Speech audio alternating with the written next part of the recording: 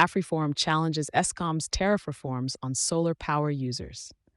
According to a recent statement from advocacy group AfriForum, Eskom, South Africa's primary electricity public utility company, has plans to overhaul its tariff structure in a way that could penalize consumers who generate their own electricity, particularly through solar power.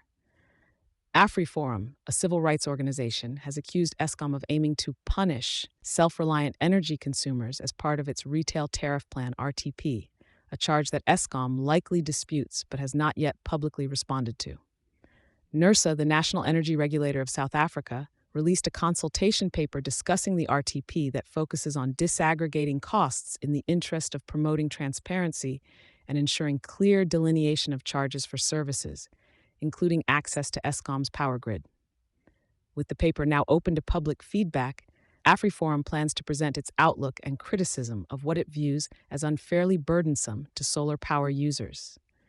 It will bring specific attention to several contentions before Nersa by the deadline of December 17, 2024, aiming to influence the regulator's decision before Eskom potentially implements the new plan come April 2025.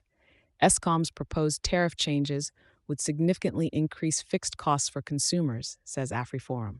Key among the changes, according to the group, is the separation of line fees from overall electricity usage charges, a move that could disproportionately affect individuals and businesses that have invested in solar panels or other power-generating alternatives in response to the unreliable supply from Eskom.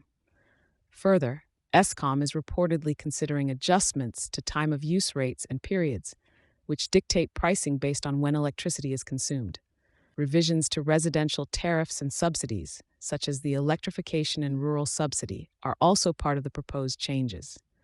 These revisions must be closely scrutinized for their long-term impacts on South Africa's socio-economic landscape. AfriForum's head, Morne Mostert, criticizes Eskom's historical performance, citing the utility's poor service record and the resulting economic devastation as driving forces behind the public's shift to alternative energy sources. Mostert contends that these proposed tariff changes are attempts by Eskom to recuperate losses as individuals turn away from its services towards more reliable energy solutions. The advocacy group stresses that these losses should not be recuperated by penalizing consumers who have turned towards sustainable solutions in an effort to circumvent Eskom's historic reliability issues. As part of its resistance to the RTP, AfriForum is preparing to submit a formal response and is rallying support amongst its membership and the wider public to ensure that their concerns related to potential adverse effects on consumers are considered by the energy regulator.